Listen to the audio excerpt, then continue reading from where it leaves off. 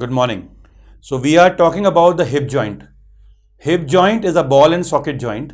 It is a very important joint for the movement of the patient. And when a patient of the hip pathology will come to you, one of the commonest complaint he will have is the pain. So as the pain in any body part, you will have to speak about the onset of the pain, the character of the pain, the duration of the pain, the aggravating factor, the relieving factors, the radiation of the pain, and if you have any other character associated with the pain, mention about it, like morning stiffness, which very often indicates an inflammatory pathology. The other aspect that we should look in a hip pathology is, when you are looking at the history, is whether there is a deformity or not, whether the patient complains of some abnormal limp or not. Is he limping? Is he having any gait disturbance that he complains of? Is there any shortening in the limb, or there is a limb length discrepancies? All these, the pain, the deformity, the limb length discrepancies, all these things will finally sum out to one of the most important thing, how it is affecting the patient into the activities of daily living. So we need to find out, in the activities of daily living, is he actually using any aid or not?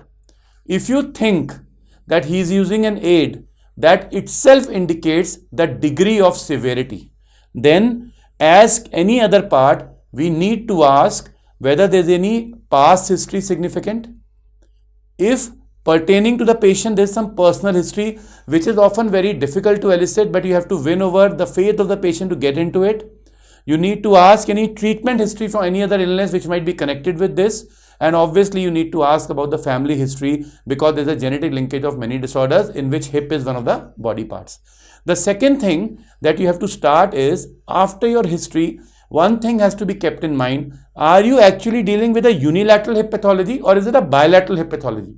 Because if it is a unilateral hip pathology, you very well know how to deal with the examination and how to deal with the final differential diagnosis. If it is bilateral, then obviously things narrow down, because bilateral will be something which can be congenital, or bilateral can be something which is indicative of very rarely infective. So bilateral hip pathologies, one of the examples is avascular necrosis, developmental dysplasia of hip. So you have to keep in mind, also when you are talking in the history, keep in mind the age of the patient and go through the age calendar. For example, usually in the first 5 years, you will be dealing with DDH, or you might be dealing with some infective pathology. 5 to 10 years, classical will be Perthes. The second decade, a developmental disorder like slipped capital femoral epiphysis. The third decade, you can have avascular necrosis and inflammatory pathologies coming up. And overall, in the first 3 decades, the infections are always very common. And living in India, our national disease is tuberculosis, which you can never rule out. And as you go beyond, then the degenerative or osteoarthritis changes will start coming up. Now, coming to the important part, one thing that one should remember is, listen, that is history. Look, that is inspection. Feel, that is palpation. Move, that is movements. And then finally is the measurements.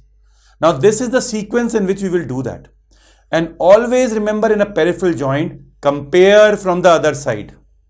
Whenever we are doing examination, it's a good idea to stand on the right of the patient. Patient should be adequately exposed. A male only in the probable undergarment, and a female with an undergarment at the top and the bottom.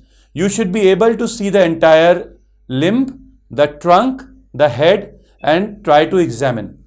Think about the sequence of examination of every joint, right? So when I want to think about the hip joint, I will see the patient walking. So I will look at the gait of the patient. I will look at the patient after walk, the standing situation. After that, I will see in different sitting postures, sitting on a chair, squatting, or sitting cross-legged. And then I will be going on to the patient will be lying down on the couch. So we will be seeing the gait, standing, sitting, and then finally lying down. Going to the next part, gait is very important. Gait has to be described from all the sides, the anterior and the posterior perspective. Look at the position of the head in the gait. Look at both the shoulders. Look at the body curvatures which are important. Is there any fixed curve that a patient has? The bend of the body, the jerk of the body, or a lurch of a body. The bend is a position in which the patient keeps it. Jerk is a sudden movement. Lurch is a gradual movement. So this is what you should describe. Look at the swing phase and the stance phase, which can very simply indicate the degree that the patient has in abnormality. So if the patient is having less in the stance phase, less time of the stance phase, which is called as a reduced stance phase, it should come to your brain you are dealing with a painful hip.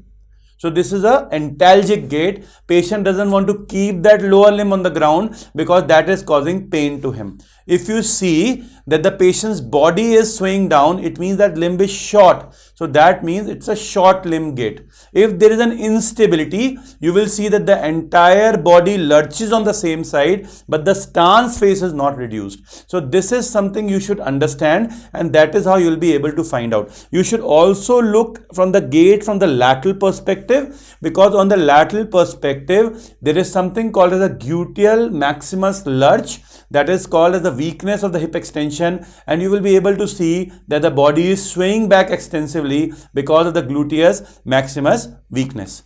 Now coming to, I have summarized here the important type of things that you should look in the gait on the lateral aspect. That is, you can always make out the lumbar lordosis, and you will always be able to see in some inguinus any flexion contracture coming into the hip or going into the knee. And as I've already told you, gluteus maximus lurch. And the rule of any peripheral joint is always one, compare. If you will not compare, it will be very difficult to find out. So second side is supposed to be normal, and that's how you compare. So antalgic gait, short stance phase. Short limb gait, the body bends down. Trendelenburg gait, the body bends down, but the stance phase is normal. Stiff hip gait, the entire body circumducts for the ground clearance, and if there is a foot drop, there is an equinus, then there will be a high stepping gait. The patient will raise the hip and knee beyond the normal so that he is able to walk. These are some important gaits which are asked, but if you ask me, three important gaits that one should remember are the first three: the antalgic, the short limb, and the Trendelenburg gait, which is very, very important. Now we come to the examination in the standing position. Always look at the patient from the front. Try to find out the levels of the anterior superior iliac spine. Look from the side and look for the curvature of the lumbar spine, because when we are dealing with the hip pathology, the exaggerated lumbar lordosis is actually indicating there is a flexion deformity at the hip, and the patient is trying to mask the flexion deformity of the hip and doing exaggerated lumbar lordosis, and then from the behind, the lateral curvature of the spine with a rotational element called as scoliosis. You can also, in a standing patient, understand a little bit about Trendelenburg sign, which we will talk about later in the special test. Coming to the standing position, this is one of the images I am showing you. Look in the front at the anterior superior iliac spine. By the side, any flexion that the hip has, the knee has, the equinus, the ankle has, and then the exaggerated lumbar lordosis. And from the posterior aspect, the levels of the gluteal fold, which should be like that, and then the Trendelenburg sign, which we will discuss later on.